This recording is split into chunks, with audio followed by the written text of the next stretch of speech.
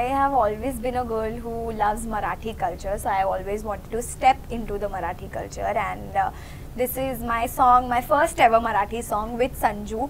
और मैंने इतने टैलेंटेड इंसान के साथ मराठी डेब्यू किया, उससे ज़्यादा खुशी की बात कोई हो नहीं सकती। प्लस ये भी सोचना पड़ता है कि हम हर गाने वैसे ही नहीं कर सकते ना, तो प्रेशर तो बहुत होता है, हर आर्टिस्ट पे होता है। मुझे भी बहुत प्रेशर था कि, लेकिन मुझे कुछ अलग करना था। प्लस ये भी सोचना पड़ता है कि हम हर गाने वैसे ही नहीं कर सकते ना, तो प्रेशर तो बहुत होता है, हर आर्टिस्ट पे होता है। मुझे भी बहुत प्रेशर था कि, लेकिन मुझे कुछ अलग करना था। कई सारे सॉन्ग है जो लोगों को काफ़ी पसंद आ रहे हैं, आप लोगों को काफ़ी पसंद आ रहे हो। अब ये जो आपने एंट्री मान ली है मराठी सॉन्ग में, तो how was your whole experience? My experience was great, and I have always been a girl who loves Marathi culture, so I always wanted to step into the Marathi culture, and this is my song, my first ever Marathi song with Sanju. और मैंने इतने talented इंसान के साथ Marathi debut किया, उससे ज़्यादा खुशी की बात कोई हो नहीं सकती है। So yeah, I'm happy.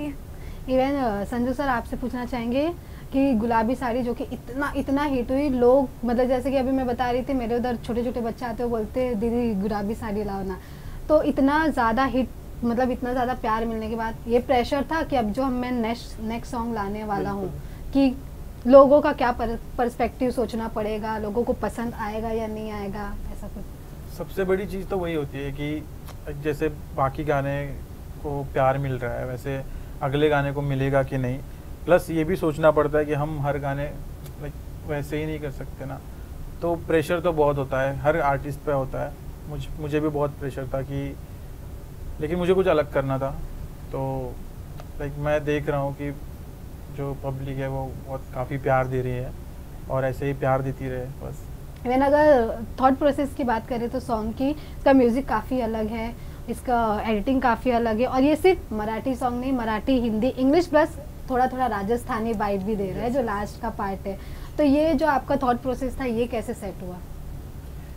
सबसे पहले तो जब मैंने कंपोज किया था तो मेरे दिमाग में था कि कुछ एफ्रो जैसा कुछ होना चाहिए। फिर बाकी तो जो मेरा भाई है जो म्यूज़िक प्रोड्यूस करता है, वो भी काफ़ी एक्सपेरिमेंट करता है, तो उसने उसको राजस्थानी टच दे दिया, क्योंकि उसके दिमाग में था कि इंडियन फ्लेवर भी चाहिए, है ना। तो बस करते गए, और जो वीडियो है उसके पीछे इनसाइड मोशन जिन्होंने काफ़ी मेहनत की है वीडियो पे। बहुत कम टाइम था मेरे पास, क्योंकि मेरा बर्थडे था, तो मुझे ऐसा था कि मेरा लेग फ्रैक्चर हो गया था, तो मुझे 4 महीने में कुछ नहीं किया था, तो मुझे प्रेशर था कि मैं बर्थडे पे कुछ रिलीज़ करूं। तो बहुत कम टाइम में हमने गाना बना के शूट करके रिलीज़ किया है। तो जैसे कि ईशा जी को आपने अप्रोच किया था, या ये क्या प्रोसेस था? क्योंकि देखिए मतलब मराठी सॉन्ग था, इसके पहले आपने मराठी आर्टिस्ट को ही दिया था, तो ऐसे लोगों का थॉट प्रोसेस होता है कि इस बार भी कुछ ऐसा होगा, लेकिन ईशा जी सबके लिए सरप्राइज थी ये, तो ये क्या था? इसके लिए भी मैं सरप्राइज थी।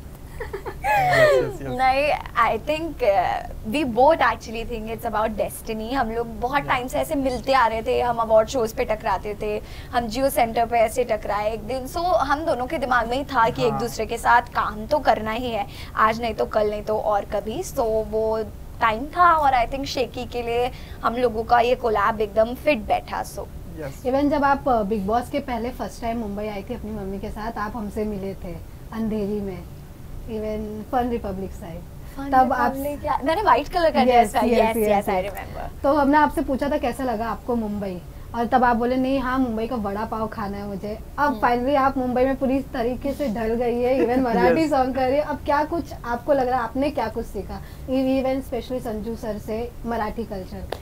मैंने मराठी सीखी सबसे ज़्यादा तो संजू से, मतलब बहुत ऐसा फ्लुएंट मराठी नहीं, बट यार जो गाने में रिक्वायर्ड थी और जो मेरे डायलॉग्स और लिपसिंग था वो इन्होंने मुझे सिखाया।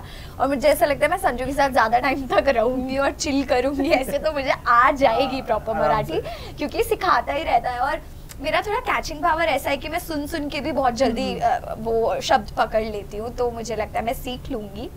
और रही बात की how is Mumbai treating me, fabulous. और अभी ये मेरा घर ही हो गया है Bombay, and I have come a long way. मैंने बहुत यहाँ पे बहुत कुछ सीखा है और मेरे कुछ दिन अच्छे भी गए हैं, कुछ बुरे भी गए। तो मुंबई सिटी ही कुछ ऐसा है कि वो आपको कहीं से उठा के कहीं पहुंचा देता है, और कहीं अगर आपके अगर कर्मास खराब है तो आप कहीं हो, वो आपको उठा के नीचे भी ला सकता है। Mumbai has that power.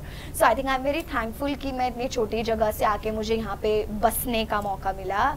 या I am loving it. Even Sanju sir, आप एकदम थोड़े काम, थोड़े शाइनेस दिखते हो, और ये एकदम बबली टाइप है, एकदम मुफट। फिर देख ये कैसे क्या balance इमेज हुआ? बनाए हो बबलुआ, वाह वाह वाह, हम सैल्यूट ऐसे है। ये कैसे मैच हुआ है, कैसे बैलेंस हुआ? आप मेरे पॉइंट ऑफ व्यू से इसको देखो, ये बिल्कुल शांत नहीं। क्यों सब हर इंटरव्यू में बोल रहे हैं ये शांत लड़का है? कोई शांत नहीं है ये, बहुत मस्ती करता है ये भाई। अब ये बात अलग है कि थोड़ा आप लोगों को शांत दिखता है, बट या ऐसा नहीं है। देखो, एक खुद के घर में जब हम लोग रहते तो हम पूरा फ्री रहते हैं। जैसे इसके साथ ऐसा लगे घर वाले ही लोग हैं, जैसे फैमिली होती है ना, एक जो अपने लोग होते हैं, तो उनके सामने हम लोग कैसे भी रहते हैं। बस बाहर जो हम रियल है वो सब बाहर नहीं निकलता। लाइक मैं कहीं आया तो मेरे से नहीं होता, मैं ज़्यादा बात नहीं करता। जितना आपने क्वेश्चन पूछा तो मैं आपको वन लाइन में ही आंसर दे दूंगा। ऐसा है क्या बॉस? ऐसा है ना भाई। इवन अगर आप दोनों के काम की बात करें तो आप पहले सीरियल किए थे, आप बिग बॉस के बाद और ज़्यादा फेम मिला, और गुलाबी साड़ी से आपको लोग और ज़्यादा जानने लगे, क्योंकि अब लोग वेट करें कि संजू सर का कब सॉन्ग आए और हम वाइब मैच हो, हम डांस करें, हमें मज़ा आए।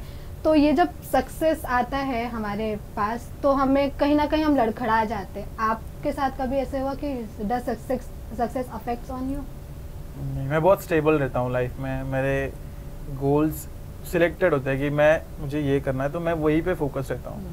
ऐसा नहीं कि आगे जाके भी या फिर पहले भी कि मेरे पास जब कुछ नहीं था तो मैं ऐसा था, अब मेरे पास बहुत है तो मैं ऐसा बन गया। ऐसा नहीं है, मैं बहुत स्टेबल फोकस्ड रहता हूँ।